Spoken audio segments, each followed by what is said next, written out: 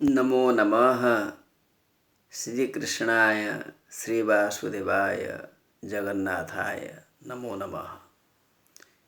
मैं अभी आप लोगों के सामने संपूर्ण संसार में आध्यात्मिक क्षेत्र में पूर्णता को, संपूर्णता को, परिपूर्णता को प्राप्त करने वाली किताब श्रीमद् भगवद गीता के बारे में, खास करके त्रयोदश अध्याय के 20 श्लोक के बारे में मैं सामान्य रूप में बोलना चाहता हूँ। यह शास्त्र, यह किताब इतना मर्मस्पर्शी है, अद्भुत है, ज्ञान से विज्ञान से परिपूर्ण है कि यहाँ अध्ययन करने से मन में जिज्ञासा, जानने की इच्छा, ज्ञान प्राप्त करने की इच्छा बढ़ती जाती है। ये अनंत है, जैसे कि प्रभु अनंत है, ईश्वर अनंत है,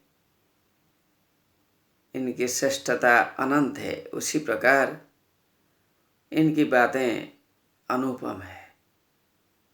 एक स्थिति को समझाने के लिए क्रमशः उदाहरणों की सहारा उसने लिया है। अभी भी 2 शब्द बोले जा रहे हैं। श्लोक इस प्रकार है 20। प्रकृतिं पुरुषं चैव विध्यनादि उभावपि विकारांश्च गुणांश्चैव विद्धि प्रकृति संभवान्।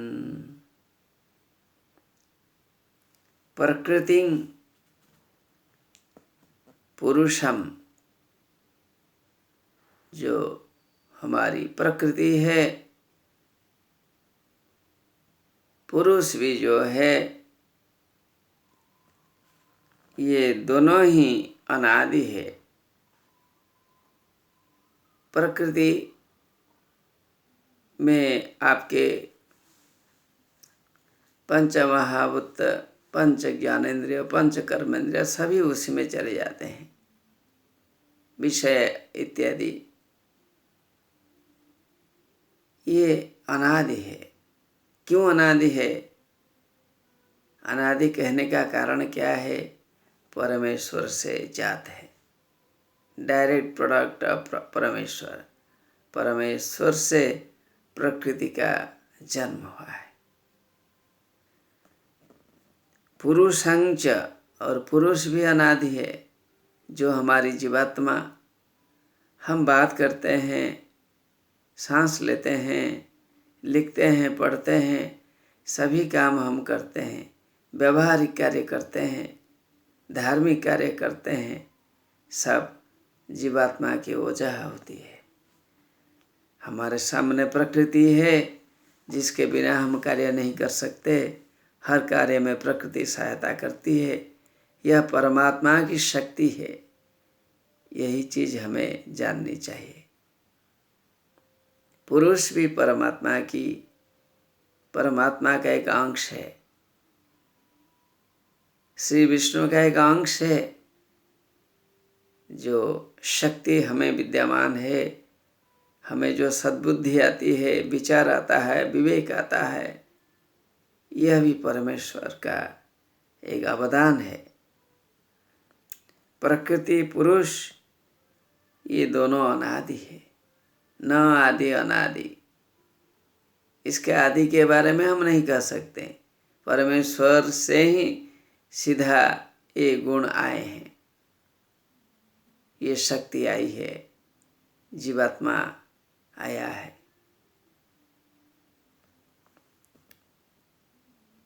विकारांच गुणांच प्रकृति संभवानेव विद्धि। जो विकार है, विकार है अर्थात काम, क्रोध, लोभ, मोह हमारे मनुष्यों में, स्त्रियों में ये गुण हैं जो विकार आते हैं। ज्ञानेंद्रियों से भी विकार आ सकते हैं। कर्मेंद्रिय जो है काम करते हैं, लालच भी बढ़ता है, विकार मनुष्य में आते हैं। तो ये विकार सब प्रकृति से जन्म है। प्रकृति परमात्मा से उत्पन्न है। ये सब प्रकृति के गुण के रूप में जाने जाते हैं। इन्हें हमें लक्ष्य करना होगा, ध्यान में रखना होगा। गुणान, सत्वगुण, रजोगुण, तमोगुण, जो 3 गुण मनुष्य में होते हैं, स्त्रियों में होते हैं, इन्हीं गुणों के बारे में हमें समझना होगा। ये सब परमात्मा से ही उत्पन्न हुए हैं। हमें सत्वगुण की ओर जाना है।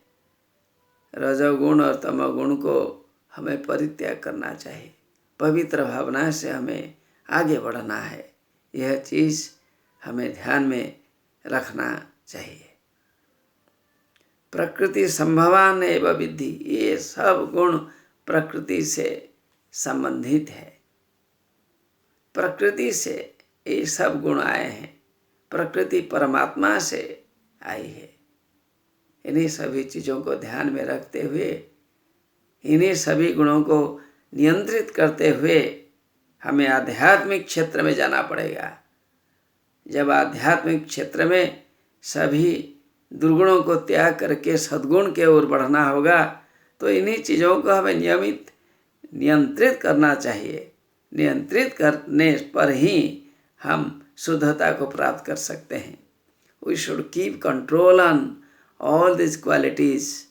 Those may create hindrances in the way of obtaining परम ब्रह्मन। परम ब्रह्म को प्राप्त करने में जो गुण हमारे लिए नुकसान बन सकते हैं, इन्हें नियंत्रित कर देना चाहिए। परमात्मा को अपने मन में, अपने ध्यान में रखना चाहिए। तब जीवात्मा जरूर सफल होगी, इसमें कोई संदेह नहीं है। नमो नमः।